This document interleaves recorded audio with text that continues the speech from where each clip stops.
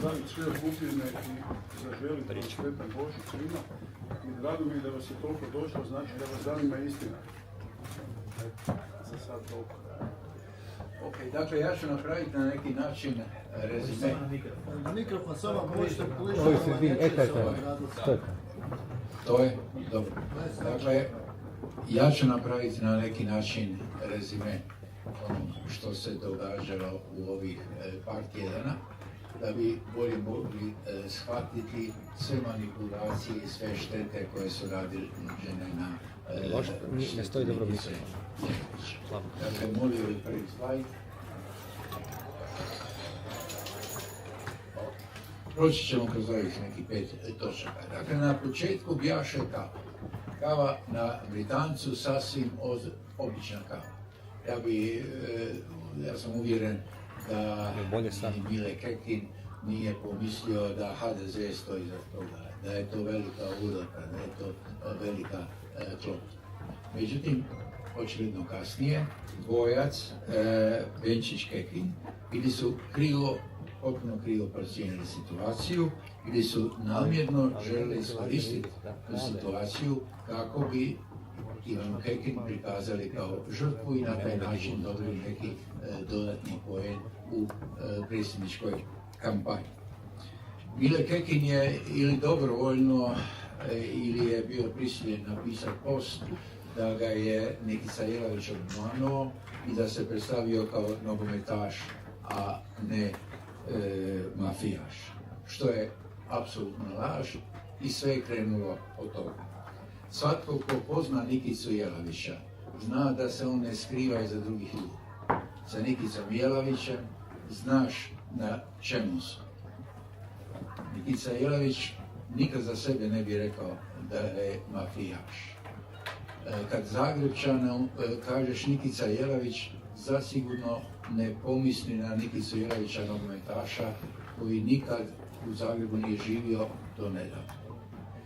Mile Kekin je pjevač od 54 godine, kojim je ured u birti, kao što kaže njegova supruga, i koji već 25 godina pjeva jednu pjesmu o tvrdim momcima sa zagrebačkog asfalta. Ne mogu vjerovati i jednostavno ne može biti istina da Mile Kekin ne zna ko je Nikica Jelavić. U nizu svojih istupa i Kekin i Benčić su jednostavno Nikicu Jelavića proglasili mafijašem, kriminalcem, čovjekom iz podzemlja, čovjekom s kojeg te nije lijepo vidjeti, pa ne možeš ni popiti kavu. Dakle, jednostavno sa građaninom drugog reda. Međutim, oni su zaboravili ili nisu htjeli znati da je Nikica Jelavić prije 20 godina oslobođen od svih optužbi za kaznena djela iz 90. godina. Radilo se o poznatom suđenju, praćeno je u medijima i nema čovjeka iz tog doba u Zagrebu koji to nije znao. Dakle, Nikica Jelavić je neosuđivan, on je punopravni građanin Republike Hrvatske. Njega, kao i sve nas ovdje i u Hrvatskoj, štiti Ustav i zakon. On je ljudsko biće, ima pravo na osobnost, čast, ugled i dobar glas. Zaboravljamo da smo svi pred zakonom jednostavno ne možeš gaziti ljudsko dostojanstvo. Ne možeš gaziti ljudsko dostojanstvo niti jednog čovjeka, pa nije Nikice Jelavića. To ne možeš raditi ni ako si član stranke Može. Onda ja kažem, ne može. I to će se vidjeti u nastavku. Dakle, nakon te prvotne informacije, nogometaš, a ne mafijaš, Kekin odlazi u policiju. To je bio noćni odlazak u policiju to je trebalo dati dramatičnost cijeloj situaciji. Pol noći ide u policiju, samo ako je neka frka.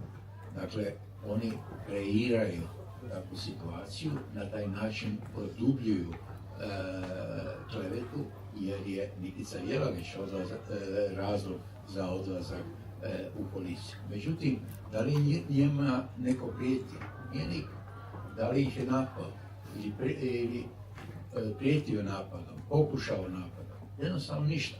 Ništa se nije dogodilo, a oni kako bi kreirali žrtvu i kako bi klevetali na taj način Nikicu Jelavića, odlaze u policiju. Nakon policije dolazi do prave kulminacije klevete. Na čak 3 tiskovne konferencije Benčić, Ivana Kekin i drugi možemovci koji su bili spominju Nikicu Jelavića i kleveću na način da se na jedan histerični način govori o tome da je crta prijeđena u hrvatskoj politici. Jer da je ugrožena obitelj, da su ugrožena djeca Ivane Kekin. Stoga proizlazi da Nikica Jelavić se sprema napast obitelj, sprema se napast djecu Ivane Kekin. Za to nema niti jednog jedinog razloga, nijedne činjenice, nijedne naznake. Čisto izmišljena situacija, s jedne strane da se okleveće Nikicu Jelavića, a s druge strane da se, to je pravi cilj, stvori žrtva od Ivane Kekin, dakle očigledno jedna lažna žrtva. I ja razumijem da je politička kampanja, razumijem da svaki ima svoju taktiku i da želi pobijediti u toj kampanji, ali ne možeš u kampanju ući pomoću kleveta mojeg klijenta. Bar ne bez našeg odgovora. Međutim, ta kleveta je jača nego što se inače u društvu radi i u medijima, jer Ivana Kekin i Benčić koriste ovu kampanju, koriste što je Ivana Kekin službeni kandidat za predsjednika Republike Hrvatske, što mi imamo obavezu, odnosno vi imate obavezu praćenja te kampanje i njoj su dostupni brojni mediji. I preko tih medija sve klevete prema Nikici Jelaviću postaju široko dostupne svim građanima Republike Hrvatske i na taj način ta kleveta postaje sve veća i veća. Međutim, usprkos toga, Nikica Jelavić gotovo da moli Ivanu Kekin, ispričajte se, recite jednu riječ i mene više nema u vašoj kampanji u kojoj ste me uvukli, nema tužbi, nema ničega. Međutim, Ivana Kekin to neće napraviti jer bi to bilo na neki način priznanje da je ona lažna žrtva. A poanta je svega ovoga, Ivana Kekin je lažna žrtva. I sad, nama nije bilo druge. Nismo sretni zbog toga, ni Nikica i ja, ali podigli smo tužbu. Mogli su ja. Dakle, imamo privatnu tužbu, kaznenu. U odnosu na tu tužbu se radi o kaznenom djelu klevete. U odnosu na tu tužbu šaljemo Jandrokoviću, predsjedniku Sabora, zahtjev za skidanje imuniteta Ivane Kekin i Sandre Benčić. Isto tako imamo tužbu za naknadu štete, to nije vezano za imunitet saborskih zastupnica i tu tražimo štetu zbog povrede osobnosti Nikice Jelavića. Dakle, to su te tužbe koje smo bili prisiljeni napraviti. I sad bi na kraju htio reći još nešto. U finalu ove afere, da je tako nazovemo, ubačeno je niz lažnih tvrdnji o tome da iza Nikice Jelavića stoji HDZ. Da HDZ je napravio ovaj politički spin. Da je HDZ stajao iza Nikice kad je odlazio na kavu sa Kekinom. Jasno, to su apsolutno netočne činjenice, apsolutno lažne činjenice, čak da uzmemo jednu bazičnu političku analitiku. Svaki glas više za Kekin je glas manje za Zorana Milanovića i suprotno. Prema tome, HDZ nema interesa da ruši Kekin jer je glavni protivnik HDZ-a Zoran Milanović. Ali ima i druga stvar koja je mene osobno vrijeđa. tko normalan u ovoj državi koji je malo pratio javnu scenu u posljednjih 30 godina može reći da ja radim nešto u korist HDZ-a. To nije normalno. Ja sam od nastanka HDZ-a, od Tuđmana pa do Plenkovića, uvijek bio kritičan prema HDZ-u. Za mene osobno je to uvreda. Prema tome, ako je neko od vas mlađi, pitajte svoje urednike pa će vam potvrditi da ja i HDZ jednostavno zajedno ne idemo. Ali ne idemo ni zajedno ni ja, ni ekstremni ljevičari iz Možemo, ali to je druga priča. U svakom slučaju,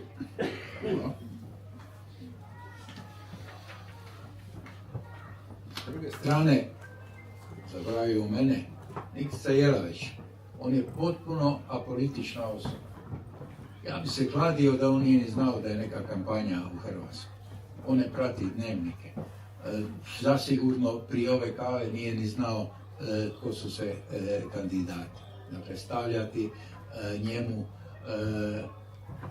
da je se povezao sa nekom političkom strankom je apsurd.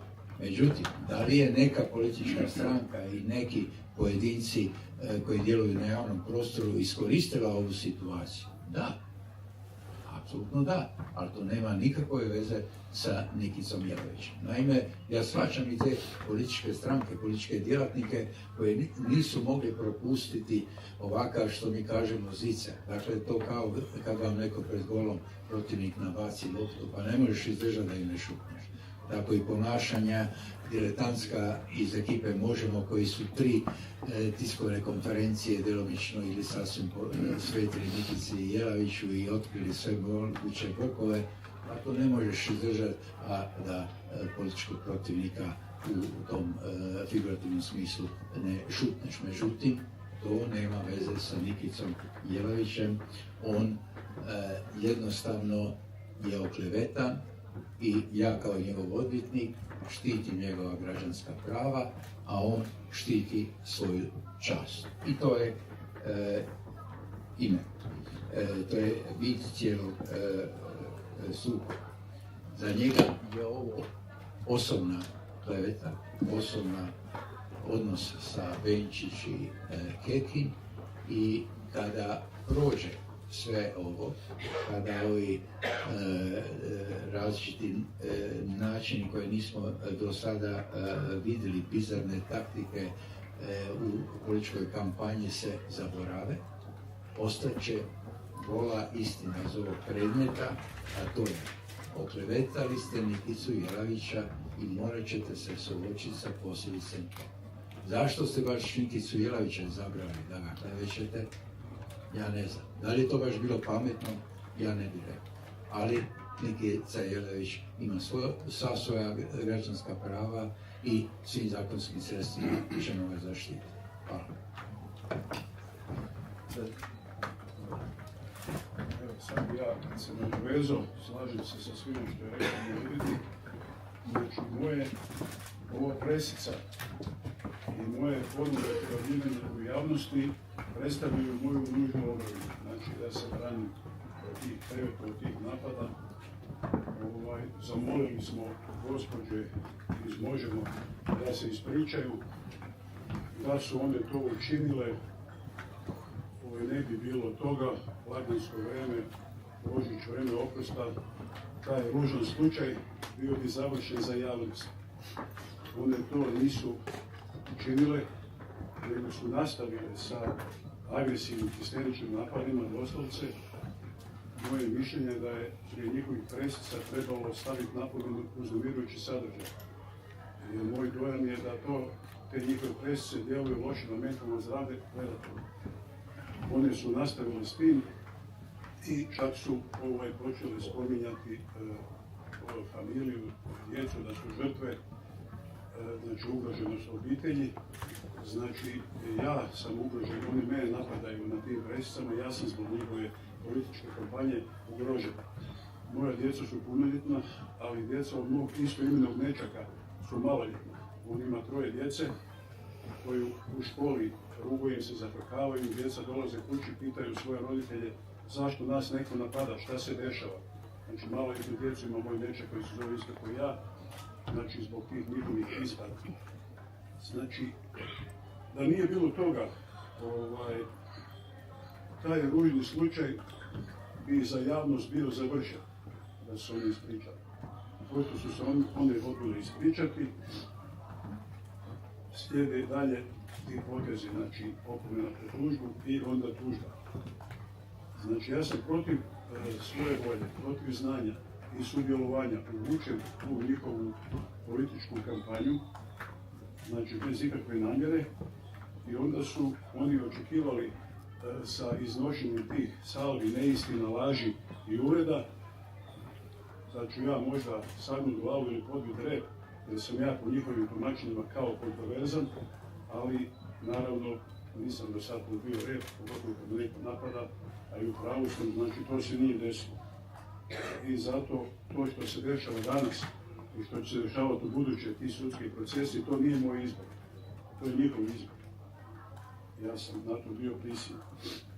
Cijela hrvatska javnost zna da je Mile Kekin prvi obavijestio javnost nekom kvazi šaljivom, uvredljivom objavom na Facebooku, gdje, zamislite, on se drznuo mene optužiti da sam se ja lažno predstavio. Znači, to je jednostavno, to je, kad bi on to objavio, ja sam, kad su gospođe ove iz Možemo isto te konferencije održavali, ja sam samo zamolio gospodina Kekina da kaže istinu, što on nije učinio, i gospođe su još više nastavile sa tim svojim lažima i uvredama i počele su me stavljati u kontekst sa osobama iz političkog života, iz vrha političkog života Hrvatske, koje nikad nisam ni upoznao, a kamoli progovorio s njima ili popio kavu. Znači, ja se politikom ne bavim, politikom se bave oni. Ja imam 62 godine, nikad se nisam bavio politikom, ni javno, ni tajno. Znači, niti ostavljeni klopki, koje kakvi, kako oni to kažu. Možda malo ljudi zna da sam ja doktor veterinarske medicine, to je moje zanimanje, a tim poslom se nisam bavio nikada, osim iz ljubavi prema životinjama, volonterski. Upoznajući takve ljude, nadam se da će se složiti, lako je zavoljeti životinje. Životinje ne lažu, ne optužuju druge za ono što čine same, a okrutne su samo kad su ugrožene ili kad svoje mlade brane. Citirao bih George Orwella, knjiga Životinjska farma, to je jedna satirična novela basna, gdje životinje preuzimaju vlast na toj farmi i onda one jedna grupa životinja, zbog pravdanja nejednakosti izbace parolu: sve su životinje jednake, samo su neke jednakije. Pa tako familija Kekin i Možemo smatraju za sebe da su jednakiji od drugih i da mogu nekažnjeno obmanjivati hrvatsku javnost i suditi drugima bez suda. Ja sam ih zamolio da to ne rade, da ne je bilo njima suđeno. Oni su nastavili s tim, sve ovo je njihov izbor, nije moj. Znači, sada dolazimo na konkretan jedan dokaz. SMS poruka, znači, niko ne spominje, priča se da sam ja zvao Milu Kekina s nepoznatog broja, lažno se predstavljam. To uopće nije istina. Ja sam čovjek poslao SMS, kaže SMS. To je broj. To je u tim porukama, evo tekst. 5. studij, 10 sati, 14 minuta. To je iz mog telefona. To ćemo na sudu, ovdje su izlisti poziva s mog računa. Znači, to će se na sudu utvrđivati ko je koga zvao i kada. Znači, kad se kaže, ako laže koza, ne laže rog, tako? Sad, znači, on je mene zvao nakon tog SMS-a jedno sat vremena i kaže, ima neki koncert u tvornici, ajde posle koncerta, ok, ja se slažem. I meni se oko tog slučaja stvarno nije žurilo. Znači, on je birao tajming kada hoće da se vidi. I nakon mjeseci nešto sam ga ja nazvao, odgodio me za sutra. znači tajming mu odgovarao sutra, znači on je birao i tajming i mjesto sastanka. Sada, zašto prešućuju? Zašto oni prešućuju taj SMS? Zašto prešućuje Mile Kekin? Zašto taj SMS prešućuje Možemo? Od javnih osoba gradonačelnik se jedini izjasnio o tome i rekao je da Mile Kekinu više vjeruje nego meni. Eto, zanima me da li će i sad više vjerati poslije ovoga, a zamolio bi vas novinare i hrvatsku javnost da pitate zašto su Kekini Možemo prešućivali ovaj SMS. Znači, ja se nikad nisam lažno predstavio, za razliku od njih koji se lažno predstavljaju. I oni drsko lažu u lice cijeloj hrvatskoj javnosti i hrvatskoj policiji. Isto lažu. Znači, kako ti treba da sam njega zvao, a SMS, znači, volio bih da je pitate sada zašto su to prešućivali, to pa eto, ako možda misle da je to falš, evo tu su svi pozivi, a kad dođe sud, eto, Mile će imati svoj ispis pa ćemo vidjeti ko je koga zvao. Znači, zašto su lagali? Zato je ta laž u lažnom predstavljanju, to je temelj njihove kampanje na kojoj su odlučili da krenu na način da eto, mene uključe, na način da ja radim za nekoga, postavljam klope i tako dalje. Oko ovog slučaja, taj slučaj je puno ružniji nego što se percepcija sada. Znači, taj slučaj je puno ružniji nego što se čini u javnosti i iznenadit će se mnogi kad izađu neke stvari na vidjelo. Mi smo pripremili cijeli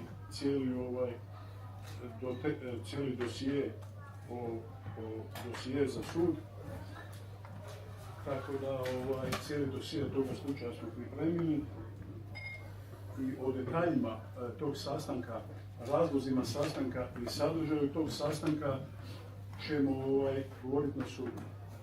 Nikad se dođemo u momentu malo. Evo, htio bih da vidite, moj nečeka stane pored mene, samo sekundu jednu, dođe. Možete vi zamisliti da 5 minuta pričate sa mnom, a u biti da mislite da pričate s njim. Jer to mogu čuti. Zamislite na sudu sada pred sudskim vijećem, da sudac gleda i da čovjek kaže Mile Kekin da je pričao, da je mislio da priča s njima, da je pričao sa mnom. Vjerojatno bi ga sudac poslao na vještačenje.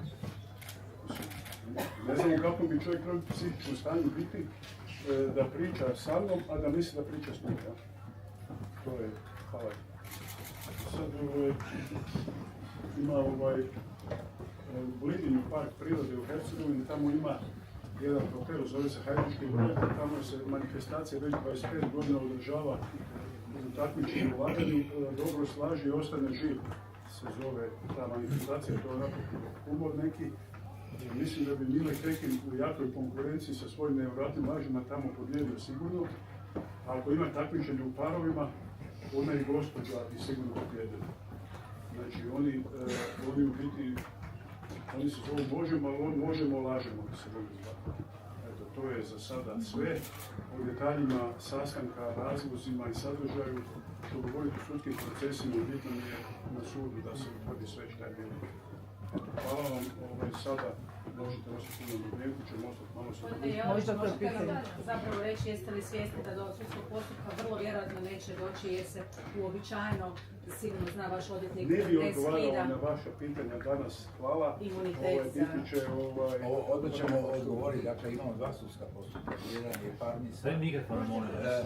Imamo 2 sudska postupka, jedan je parnica za povredu osobnosti, tu nema imuniteta, a isti su činjenice i isti su dokazi. Drugi ste vi u pravu, ali imunitet se ne skida sam, ali što ako im imunitet bude skinut u nekog drugog razloga, njima prestane imunitet, saborski mandat, mi onda dolazimo na red. Prema tome nije uzaludna ta privatna. Gospodine Jalović, vi nama niste ništa rekli o prirodi te kave, zašto ste zvali Milu Kekina. Ne želite odgovarati na pitanje? Ja sam htio ovdje objasniti da Mile Kekin laže. Znači, evo ga, to je dokaz čvrst, a na sudu ću govoriti o Ali drugim nas zanima razlozima. zašto ste zvali Možete možda Kekina samo na kavu. reći Da se malo okvir, strpi do sudskih procesa. okvirno, je li to trebao biti poslovni razgovor ili privatni Morat susret? ćete se strpiti do sudskih procesa da se ne ponavlja. Hvala vam. Ok, ispada da Ivana Kekin govori istinu, jer vi ne želite ništa objasniti. Kud ga poznajete, jeste li imali s njim neki odnos? I to je to.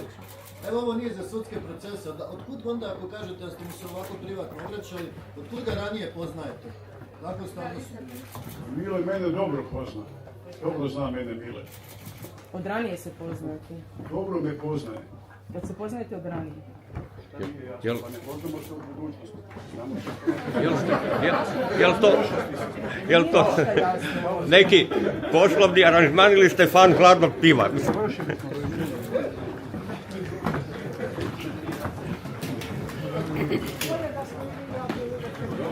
Ja sam veterinar, ja sam